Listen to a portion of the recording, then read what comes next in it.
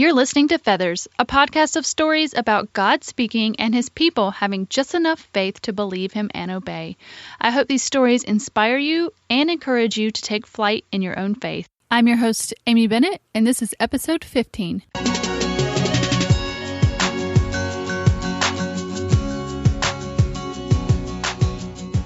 Well, hey friends, and welcome back to Feathers. I'm so glad that you're with us again.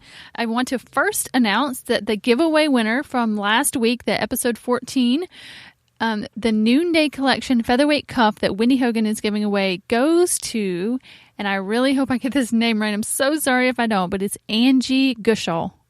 I hope I've said that right. Congratulations, Andy. I'm so excited that you get to have that cup. It's going to be gorgeous, and I really hope you send some pictures, and I will share it on social media when you wear that. It's so very exciting. And I just want to thank you guys all for listening, and those that entered, and even those that didn't. I really appreciate that you're here and listening, and really just praying that it's a blessing to you and really encourage you in your faith. We've gotten some comments on iTunes, and those are just really encouraging to hear about how it's changing your life and encouraging you just to take an active role in that. So thank you guys for the feedback, and again, congratulations to Angie. Today we have Melanie Dorsey, and I am so excited. I say that every time, I think, but I really am. I'm excited every single time.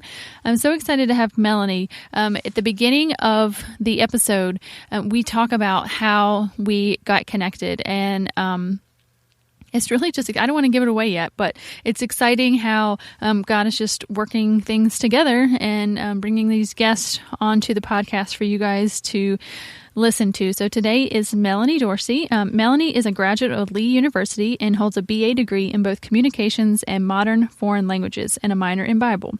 She's also a certified teacher. She's a featured soloist and has been for many years, and she considered it a joy to minister in song. More recently, Melanie has discovered a new joy, art. Just 2 years ago, on a whim, she picked up a paintbrush and opened an Etsy shop in which she sells acrylic and watercolor paintings. She's married to Danny Dorsey, and they live in Florida with their son Avery. Their daughter Audra is married to Sam, and they live in New Mexico, and their third child, Andrew, resides in heaven now, and they anxiously await their glorious reunion. And guys, you will see that Melanie has been through it, and she has such a powerful testimony, and the words that she says are hard-won. And it is just beautiful to see the work that God has done in her life, even through so many terrible trials, but what a harvest it has birthed in her. So I'm really hoping that you enjoy Melanie. She's just a pleasure to talk to, and I think you're going to be really, really encouraged by this episode. So here's my conversation with Melanie Dorsey. Well, Melanie, welcome to Feathers today. Hi, Amy. It's nice to finally talk to you. I know. Thank you so much for being on. Let's start out, if you could introduce yourself and then your family. Well, I am Melanie Dorsey, and I am married to Danny. We live in Clearwater, Florida. We have 3 children. Our oldest daughter lives in New Mexico. She's a newlywed, been married about 2 years. Her husband is Sam. They love the Southwest life. She misses the beaches here, but she's loving the mountains in Albuquerque. My oldest son, Avery, is a college student at the University of South Florida in Tampa, and he's pursuing a degree in chemical engineering. And our youngest son passed from this world to heaven in 2009. Andrew was 12. And so, what we'll talk about today is kind of the way I got into art, but it's very directly related to his life and his talents. And so I love living where I live. Yes, I would too. I love Florida. I love the water. If I have the choice, people will ask you mountains or ocean. I'm always going to choose the ocean because I just feel very peaceful, very relaxed. I feel like being near the water is being as close as you can get to sanctuary. I pray a lot by the water, on the water. I love to paddleboard. I've been paddleboarding about 2 years, and I've spent hours on the water, paddleboarding, singing, praying, crying, just talking to the Lord. And so being on the water is a very special place for me, and I can't imagine living anywhere where I couldn't be on the water. I love that. When I was growing up, my parents had, like the timeshare. Right. And so I think every summer from the time I was probably 7 or so, we spent a week somewhere in Florida. That's where they always picked. So I have lots of fond memories from the beaches in Florida. Yeah. Well, I never thought I would live here. My husband and I moved here when our daughter was not even a year old. We moved from Georgia. Prior to that, I'd lived all over the United States because my dad is a pastor and he actually planted churches. So I really am from the South. My parents are Southerners, but I had the opportunity to live in a lot of places. And so while I never had imagined living in Florida, and I don't really have a hometown because we traveled and moved so often with ministry, I have the advantage of being able to choose my own hometown. And so I consider Clearwater, Florida, my hometown, my home state, even though I wasn't born here. Okay. I love that. Maybe one day when I retire or something, I will be able to call somewhere at their home. I do just love being there. Yeah. I'm in South Carolina, so I'm a Southern girl too. Right, but, right. So now, do you guys consider Florida to be part of the South, or do you think it's like just something separate? Well, obviously geographically it's a southern state. Florida has so many different cultural areas, I guess you would say. North Florida is much like Georgia. As you get further north in Florida, because I had lived in Georgia, I feel like, well, I'm already in Georgia and we haven't crossed the line. We haven't crossed the line yet. The different areas of Florida just bring a different flavor. And so our area, I love it because there are a lot of people who are native to Florida, and this is their hometown. This is their, Pinellas County is where they grew up. But there are also a lot of people who've moved here because they just love the atmosphere. They love being near the water. I love what Florida and what this area offers in the way of food. So we have Cuban food, which I love. I love food. We have Greek food. I love a good Greek salad. I can tell you exactly where to get the best Greek salad in the county. Euros, a local place that's about a block from our house. We just call and a Greek family runs it. She acts like she's your family when you call. And so those are the kinds of things to me that really make up my Florida, and having Southern roots. When you get to know, the Greek people down the street who run a really good restaurant, that's a Southern thing, to be able to call someone and, she's kind and friendly to you and happy to see you when you come in. Mm-hmm. I don't know if that answered your question exactly. I probably kind of got off track with the food because good food is one of my love languages, I guess, but anyway, I'm always happy to talk about food. Yeah, I enjoy food. I enjoy Southern cooking, which I do a lot because that's the way my mother cooked and how I learned. But like I said, I love Cuban food and Greek food too. Mhm. Well, I wanted to talk a little bit about how we got here because I think it's just a kind of cool God thing, how you and I are talking today. So when I started the podcast, I started it, I guess back, it was March 10th, I think. Kathy Schwanke. Do you know Kathy? I know Kathy through blogging and Facebook. I'd love to meet her in person. Yeah, that's how I know. Yes, I met her at a Loom, so I love her to death. And she was one of the first guests on the podcast. And also, so I started all this. I had a really good friend. Her name is Rochelle, and she actually tagged me when all of this feather stuff was going on in my life. She tagged me on one of your Instagram posts, and honestly, I still do this. Maybe you can tell me. I don't know how you and Rochelle are connected. And Luckawick, I don't know if you. I think probably through Facebook and maybe blogging also. Okay, well, I know her from, we went to church together at Central Church of God in Charlotte. So we went to youth group together, and she tagged me on one of your paintings of a feather. Well, the very next day, Kathy tagged me on, I think it might have been the same picture, but you might have framed it or something, or maybe it was just a different version of the same kind of picture. She tagged me on that one and say, hey, look at this feather, and maybe Melanie would be a good contact for you for the podcast. Yeah, and I saw that on Instagram that I had, she had tagged the picture, and I thought, I wonder what that's all about. And so that's kind of how I found you and actually discovered your website. And I listened to I think it was a video that you had on how the whole spiritual implications of finding feathers, and I thought it was fascinating. I really enjoyed reading that. And so you didn't even know I had read that or watched your video. No, that's so I know more about you than you know. I know that I know. Well, that's the way the internet is. That's fine. Silly me did not follow up on contacting you about actually being interviewed. I don't know, what it was really, but at the same time, and this is, I don't know if everybody can keep up with this, but Barbara Keene, who also found the podcast through Kathy, she contacted me and said she had been reading and listened to the podcast and read my story and said she was kind of just astounded, like stopped her in her tracks when she was reading about all these feathers and everything, and just how God's story with her just really mirrored what God was kind of doing in my life, just through just art and the feathers and speaking and all of this. And so she just really encouraged me through all of that kind of behind the scenes.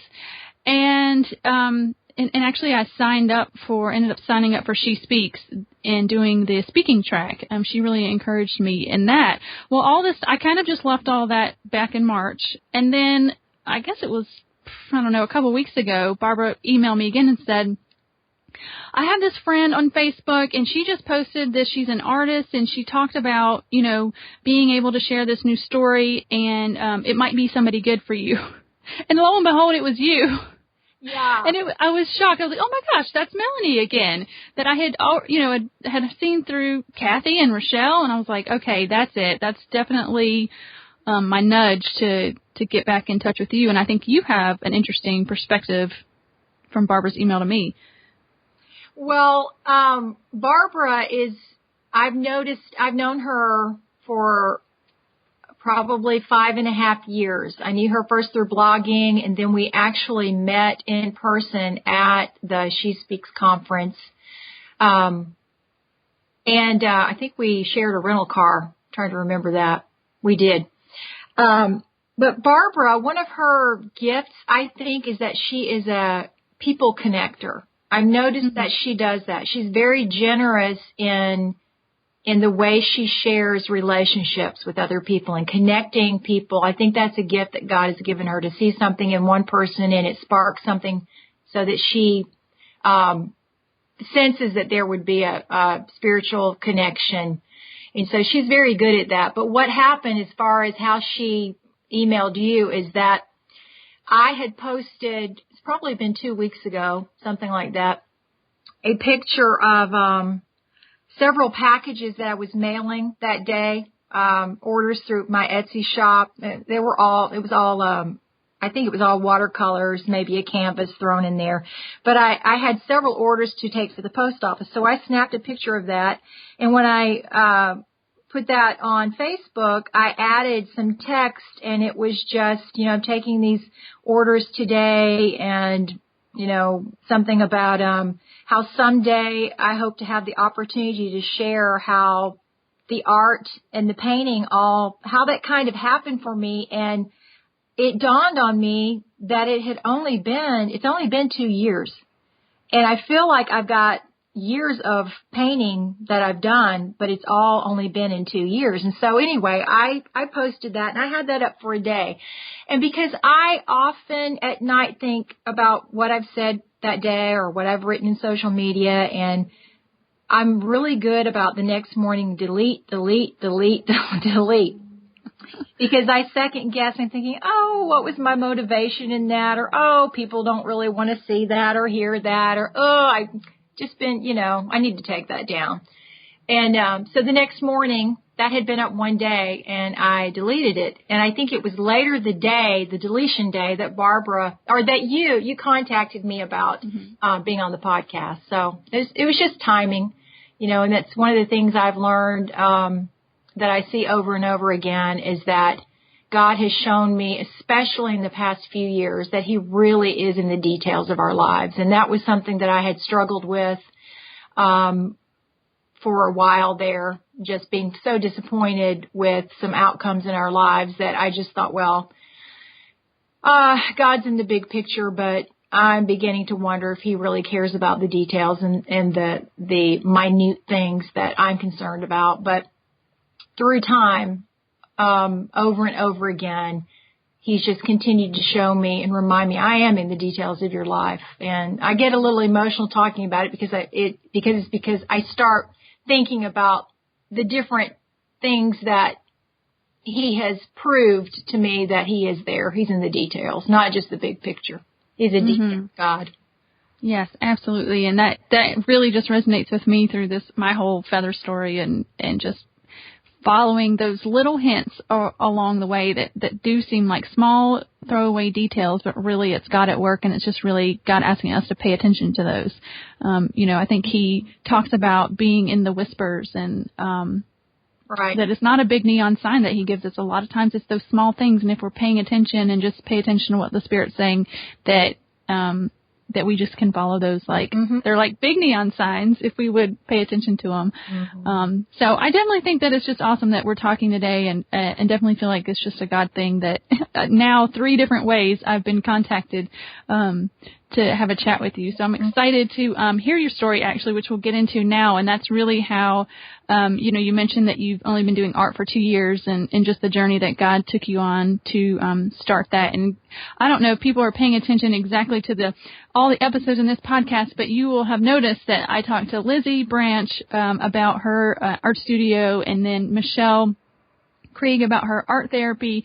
And then when Barbara came up with this and it was all about art, I was like, God, what are you doing about all this art on the podcast? So I don't know if it's for me or some listener out there that needs to be encouraged in their art, or really, I'm still that's one of I'm asking God to kind of just show me what he's doing, bringing all this art to our attention. But I'm very excited to hear your story. Well, it's the first time I will have talked about a lot of this publicly, and so it's with a little bit of fear and trembling because I just want to get it right. I don't want to forget anything. In all of it, as I was praying yesterday and this morning, I just told the Lord, I said, I don't want this to be about me. I don't want to promote myself. If I never paint another thing, that's okay. If I never sell anything I've painted, that's okay. What I want to do is lift you up, point people to you, and bring glory to him, because truly that's what it's all about, glorifying him. He allows us to partner in that. He allows us to glory in that. In fact, the prayer that Jesus prayed, the longest prayer he prayed was about unity among the brethren. And then he said, no, Father, glorify them as you have glorified me. And so he allows us to partnership with him in that. And that's the exciting part. So I want God to be at the heart of anything I share. And like I said, it's tempting sometimes to want to self-promote, and that's the flesh part of us. And it's not always that bad. I mean, we need to market things. There's a balance in that. But because this is a story that I've never shared, I just took it to the Lord in prayer this morning. And so I want to make sure he's at the central part of the story for me, from my viewpoint.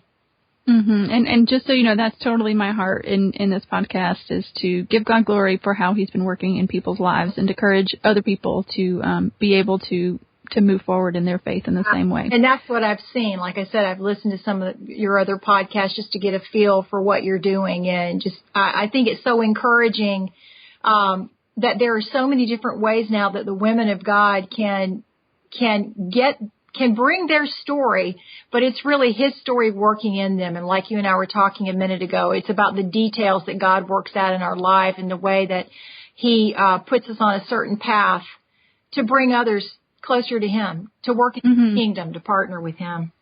It's exciting. Yep, absolutely. So where does your story start? I would start with 2 summers ago. So I never really painted. I was not the little girl coloring all the time or doing art all the time. That's not me. What happened is probably early spring of 2013, I had been praying about a way to bring in some income just to help our family.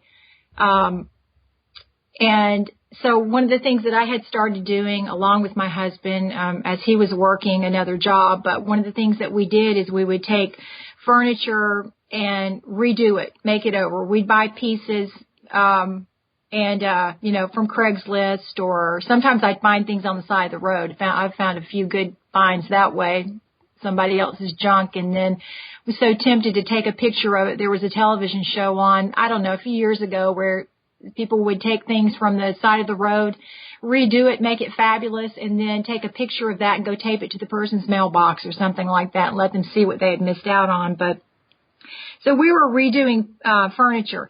So I had found this small piece, and I thought, well, from beginning to end, this is going to be my project.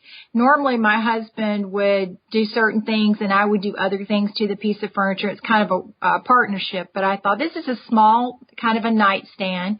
I found it. I paid for it. I found it at a thrift store. I'm just going to let this be my project. And so when I finished it, one of the things I love to do with painting, with watercolors and the canvases or furniture is I love the staging process. And so I would create little vignettes with the furniture because I knew that would sell it better.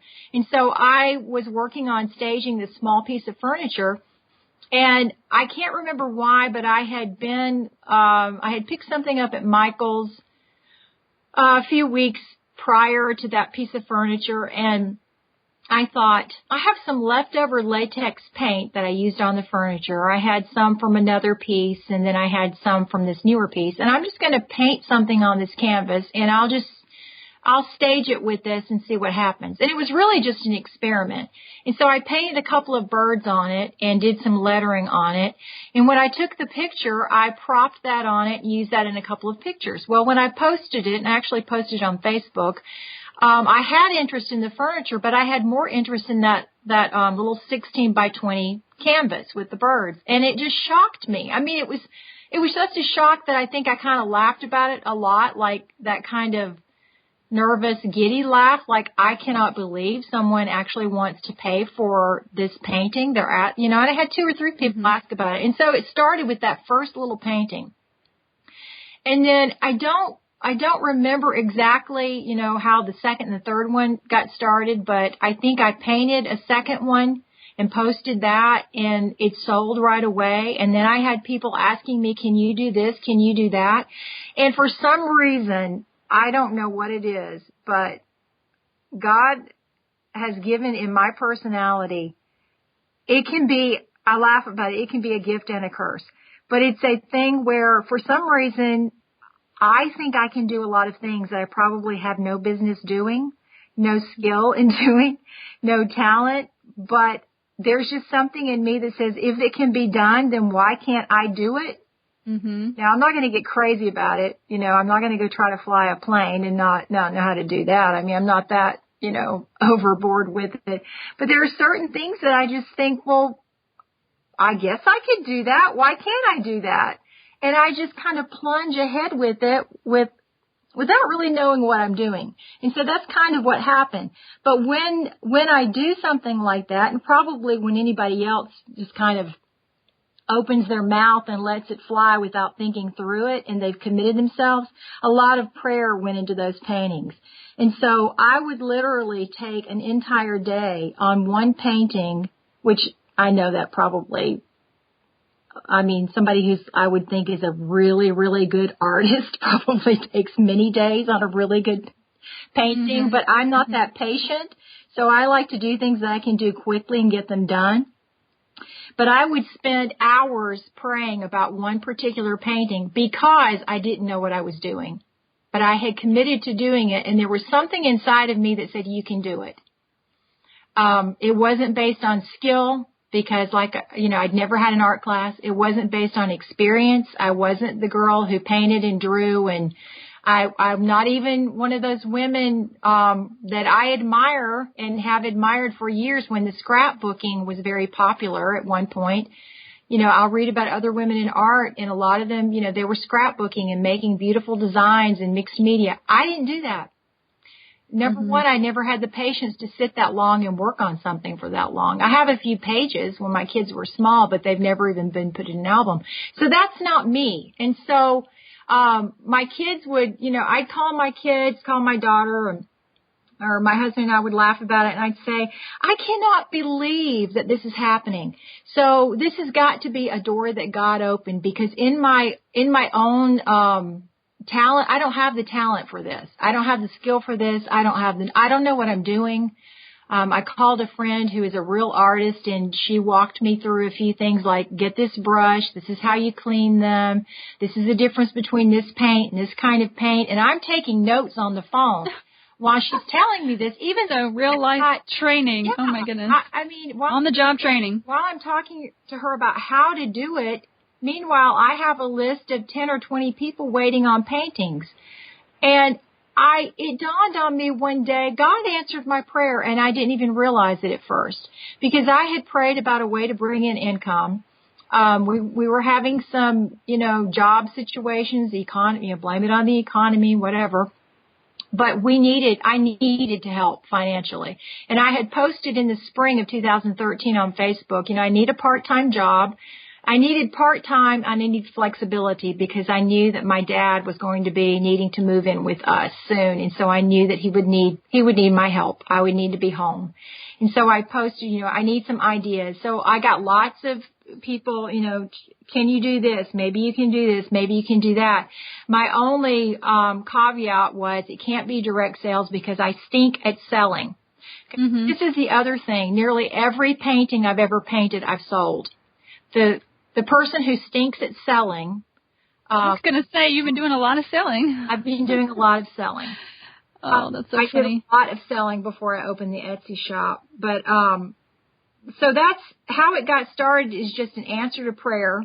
At first, what seemed like a fluke, I finally figured out, no, God opened this door. And I don't know why people are willing to buy this. I don't know why people are asking me, can you do this for me? And they give me an idea. And I remember the first time I had someone ask me, I love roosters. Can you paint a rooster? And I messaged her back and I said, I've never painted a rooster, but I'm willing to try. And if you don't like it, you're under no obligation. So I've painted about 4 roosters since then. I love to paint roosters. But, so it's really weird. I mean, I still laugh about it, but I have to remember that I really believe that God it was a God thing. And I rarely say that about things in my life, because I'm a little bit pragmatic, but I just believe God answered that prayer. And I prayed about painting. I asked him to increase my skill. I cried. I'd cried to my husband, I can't do this. Why did I think I could do this? This looks dumb. I don't know what I'm doing. I'm the mom who homeschooled and drew the turkey at Thanksgiving and gave it 4 legs. Yes. So I remind my kids, I'd say, remember that turkey? I'm the one who painted, drew the turkey with 4 legs. And here I am doing paintings. I can't. Oh my gosh. I'm laughing thinking about a turkey with 4 legs, like a dog, like running around the yard. It's making me giggle. I wish I could find that picture, but that's probably one that would never get posted on Instagram. That's for sure. But, well, and I have seen your work on Instagram, and it is beautiful. And I remember seeing one of those roosters, and you did a great job with your rooster. Thank you. And I love that you painted feathers and birds. And so I was, when I was looking through your Instagram, of course, that was one of the paintings that, people tagged me in. So, my verse, Psalm 91:4. So I love that you paired the art with the scripture. Do you do that with a lot of the paintings? I do it, sometimes people will ask for some lettering, especially on watercolors. When I first started doing the very first canvases, most of those had lettering on them. But often I'll be inspired by a passage of scripture, and it's not necessarily that what I paint, someone wouldn't look at that and see, they wouldn't think of the scripture, but in some, it inspires me. But really, painting, it's a new thing. I feel like I've been painting for a long time, but I really haven't. I have prayed that God would increase my skill because I know my limitations. It's very difficult for me to call myself an artist. I call myself creative, but, just like it's hard for some people who write, and I write, but I've only had a few things published, and so I've always hesitated to call myself a writer. But lately God's been talking to me about that too, and, calling yourself, naming yourself what you really are. And I thought about when Adam was in the garden, God gave him the job of naming the animals. And I think part of our identity is in what we actually will name and call ourselves. But, the funny thing is that with the painting, it's opened up such a new path of joy for me, such a new thing for me that I really do believe it's just something that God has done, something that He's given me. Because, like I said, I'm not the girl who colored all the time. I'm not the high school student or college student who took art classes. I just prayed for a creative way to help our family financially. And I took the first step kind of scared. After that first bird painting that sold, after that, the next painting and the next one and the next one, I was scared every time that it would be terrible, that I would post the picture and I think, I hope people aren't laughing at this. I hope there aren't real artists thinking, what in the world does she think she's doing? But you really, if you let fear stop you, it'll stop you every time. There's just so many things and so many paths that God will open up to us if we're just willing to step out with shaky hands and knocking knees. And just keep going. Just be determined. If we feel like it's something that He's opening up, how can we not go down that pathway? How can we let fear stop us? And so I'm just the woman, not the woman who was the artist, but I'm just the woman who took the first step scared, and a woman who's not really afraid to share vulnerabilities and weaknesses. I'm kind of not afraid to do that.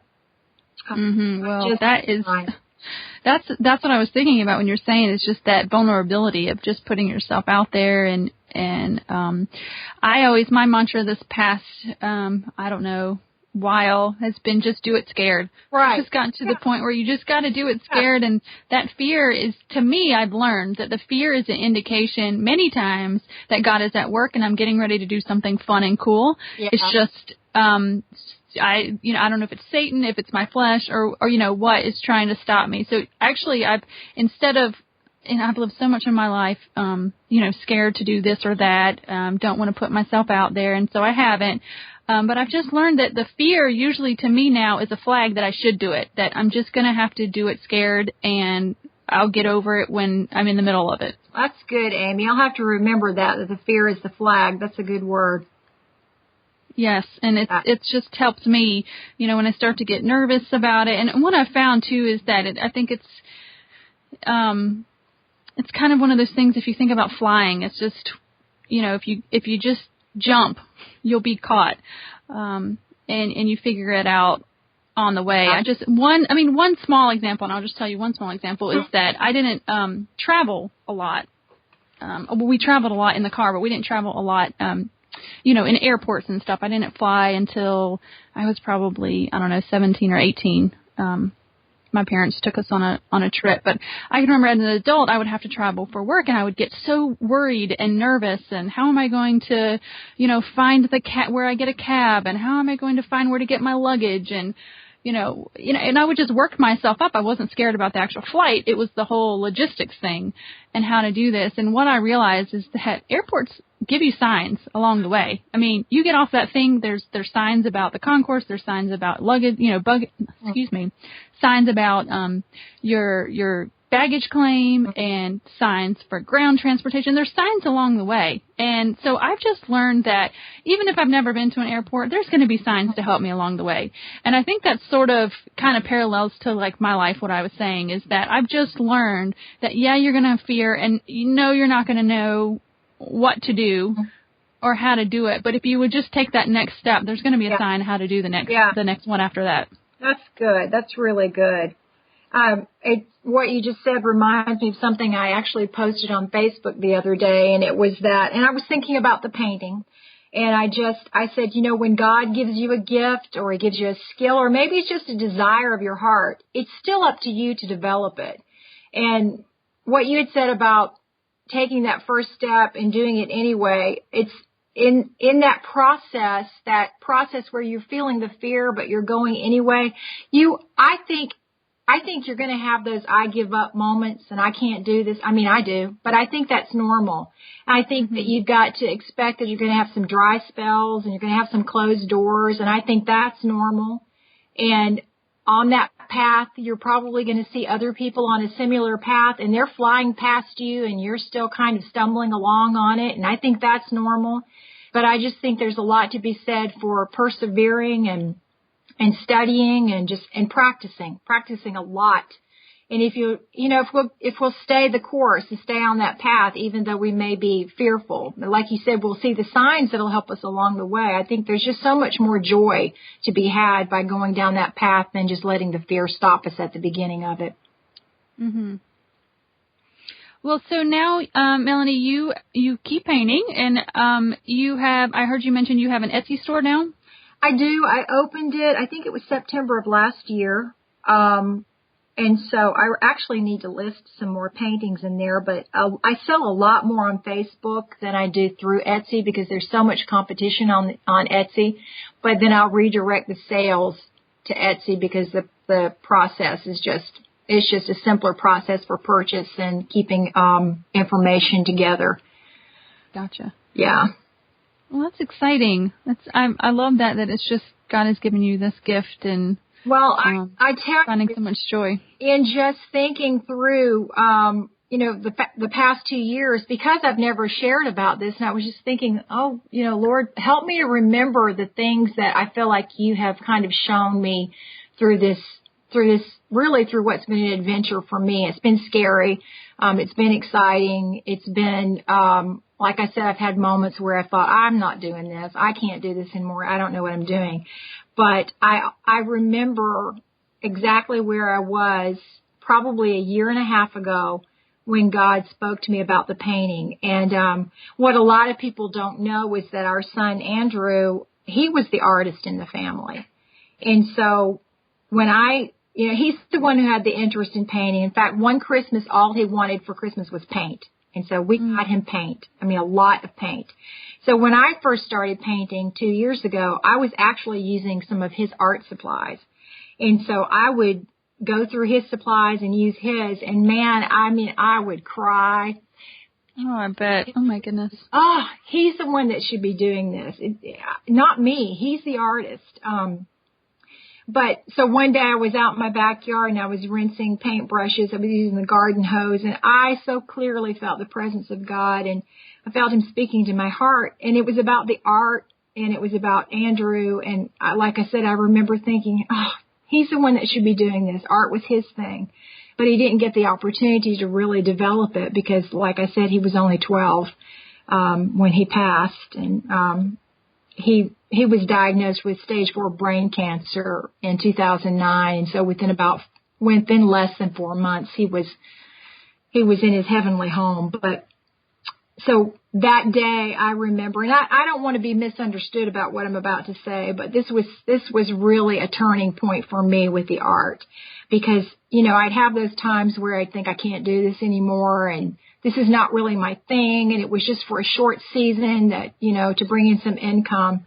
But I was rinsing those brushes and I was thinking, kind of thinking to God, talking to God. And, a lot of times we talk about God's faithfulness to us, and we should because we remember His goodness and we remember His faithfulness, and it's part of our faith and it's part of our word, of our testimony as victory. But what I felt that day as I rinsed the paint from my brushes and thought about Andrew and his art, I felt God's love in it was such an overwhelming moment. And I felt God telling me that He was going to give me this new thing. And I paused and I thought, man, if this new thing is from God, then I can't stop. And I just felt so overwhelmingly that God was telling me, I'm giving this to you because of your faithfulness to me.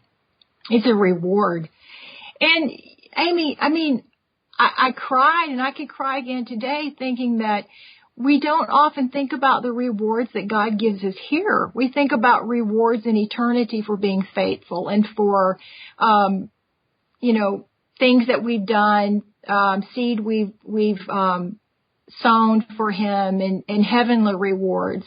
But I think that sometimes God just does things for us just because He loves us. He's a loving Father, and He wants us to see Him in the details of our lives. And I was so overwhelmed in that moment thinking, you mean you would reward me here? You would give this thing to me, this thing that really I felt belonged to my son, but he couldn't develop it. And so you're going to allow me to take what he couldn't do and develop that in my life?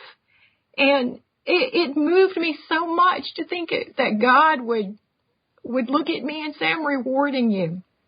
And I flashed back to after we had first lost our son, and I remember telling my husband and my other two kids, even though we didn't get what we wanted, we didn't get healing, we didn't get to keep him here with us, we're not gonna talk badly about God. We're not going to misalign His character. We're not going to blame Him for cancer. We're not going to blame Him for Andrew's death. We're going to trust Him even when we don't understand what's happened. Even when we don't have the answers, we have the answer, and the answer, Christ. He's enough, and He always will be enough. And so I remembered that, and I thought, God, I promised you I would be faithful to you. I know I haven't always said the right thing or done the right thing, because grief is a terrible thing, especially losing a child.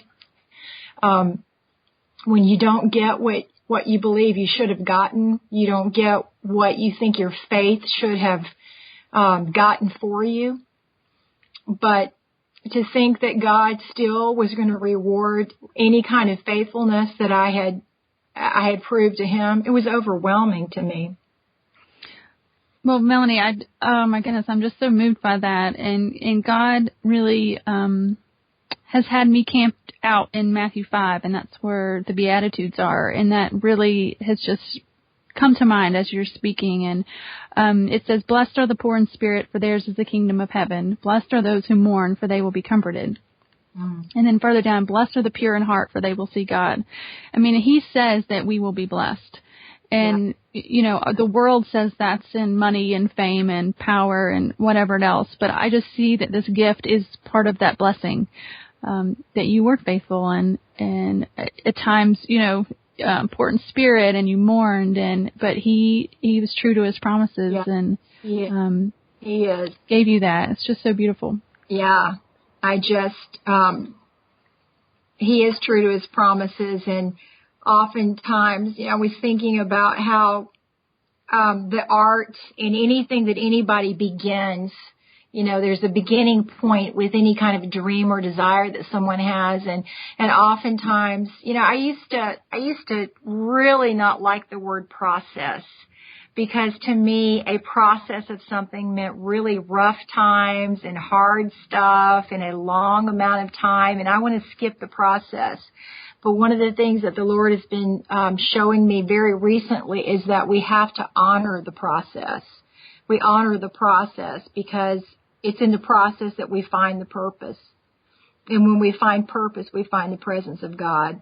And so even though we view the process as just a thing that we have to endure and get through until we get the prize at the end, in the process, we find provision, and we find His promise, and in the process, we find that He's unfaltering, He's never failing, and He really is always faithful God, the one who really is in the details of our lives. So that's one of the things lately, that even in this 2-year process of having a desire to paint and feeling like I can't do it, I don't know what I'm doing, and yet feeling that God is saying, no, I'm opening up this for you, and I'll help you, and I'll be with you in it, but you've got to honor the process. You've got to go through the process. So that's just something that is a very recent kind of word from the Lord that's kind of taking me through even a new, really what I feel like is a new season that I'm coming up on in my life now, honoring that process. Yes, that encourages me just specifically. I can remember being a young woman in my 20s, and I would see these women, my mom and people in my church who just very wise women that I wanted to be like, and I just wanted so badly. I'm like, I'm just going to skip all the bad stuff and I'm just going to be like them, And unfortunately, I'm not, a unique special flower. There is, such a thing as going after God, but it's so much. God has showed me the same thing too. You have to go through the process. Yeah. There's a journey, and there's a reason that they have such wisdom, and that's because they've been on a journey. So I totally relate with that. Melanie, is there any other scripture that you would want to share just to encourage people that might be in a similar season of life? Well, one of the things lately, and it's a scripture that I remember hearing when I was growing up, but it's just come to me in the last couple of weeks where it's really just reverberated with me. And I was praying this morning about a particular scripture that I could kind of share today, and I was thinking about different ones, but I kept coming back to the passage in 1 John 4:4. And it's greater is he that's in you than he that's in the world. And that's one that if you grew up in the church, you grew up singing a song that to that passage, and you grew up hearing that preached. I did. I grew up in the church. But I think that's been coming to me over and again, because I have been in a season for a while now where I could be very overwhelmed with some things going on in my life right now. And I won't go into that, but I could just be very overwhelmed and burdened. And I have been. But the Lord has just even recently been reminding me that no matter what is going on, no matter what struggle that I'm up against or anybody else is up against, the Christ in you is greater than the struggle on the outside. If you've got inner conflict, the Christ in you is greater than any inner conflict. If you're dealing with a relationship issue, the Christ in you is greater than the issue that you're dealing with. And so just, in spiritual warfare, the enemy is not really so much after me. He's not so much after you. He's really after the Christ in me. He's after the Christ in you. From the very beginning, he wanted to abort the plans of God and take out Christ before he was born, take him out as a young child.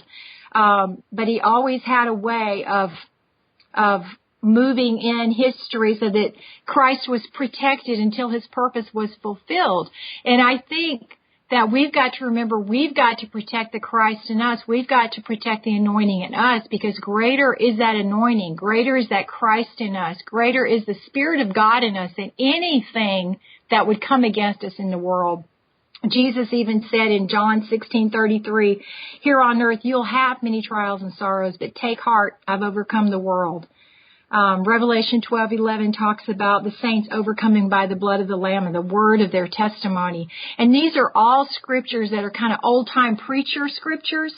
And I've heard them all my life. My dad's a preacher. I remember hearing messages on those passages, but they've become more real to me lately in the season that I'm in, that really, take heart, cheer up.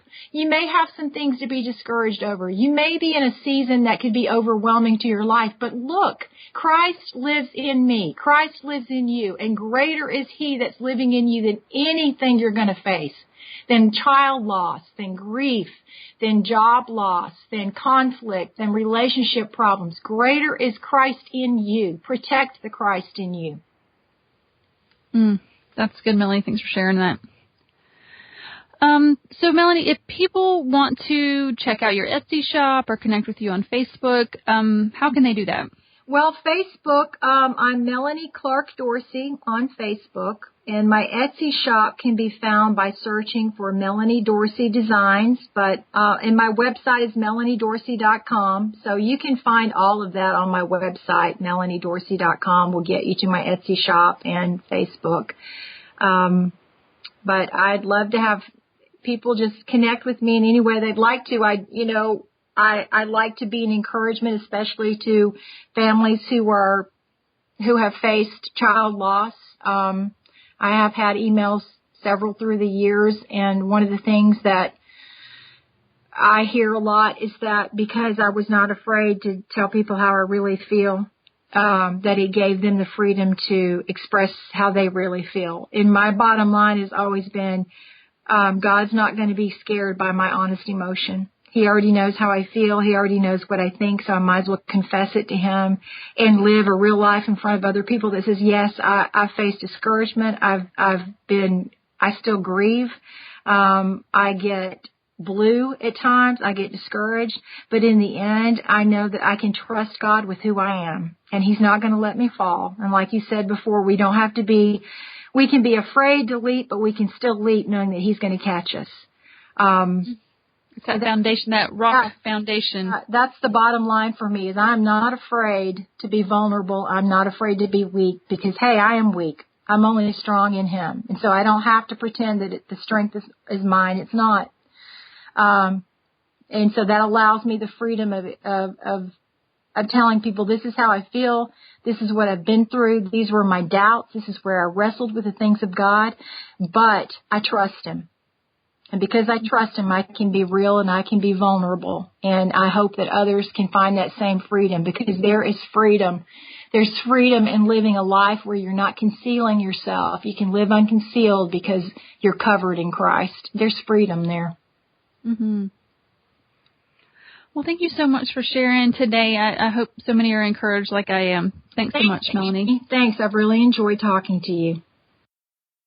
Well, friends, I hope you enjoyed that conversation with Melanie. I know I could go back and listen to it a few more times and just take some detailed notes again with all the wisdom that Melanie shared. I'm so encouraged by her reminders to trust the process, and really, if we're in a season where we're just ready to move on, just to trust that God's timing, it isn't ours, and that we have to trust that the journey is where he has us for a purpose.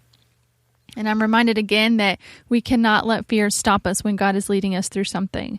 I just think of all that Melanie might have missed out in her art had she let fear stop her. She'd be missing a gift that God had for her. And maybe some of you are letting fear get in the way of what God has for you. And just remember that God loves you and he promises he has good things for us. Just like we give our children good gifts, he says he has even better gifts for us. So many good things today. I hope you were encouraged and even maybe get a chance to listen to it again. And if you guys have any comments, you can head over to featherspodcast.com and leave it on the post there. And thanks so much for listening, and we'll see you next time on Feathers.